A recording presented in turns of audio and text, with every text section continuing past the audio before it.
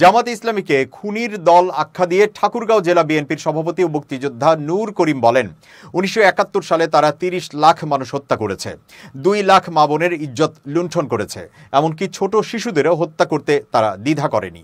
তাদের ক্ষমতায় আসার স্বপ্ন কিয়ামত পর্যন্ত পূরণ হবে না। বৃহস্পতিবার সন্ধ্যায় ঠাকুরগাঁও শহরের চৌরাস্তায় এক প্রতিবাদ সভায় জেলা মুক্তিযোদ্ধা সংসদের সাবেক ইউনিট কমান্ডার নূর করিম এসব কথা বলেন। বিভিন্ন পেশাজীবী ও সামাজিক সংগঠনের ব্যানারে আয়োজিত এই সভায় নূর করিম জামায়াতকে লুণ্ঠনকারী দল হিসেবে আখ্যা দিয়েছেন।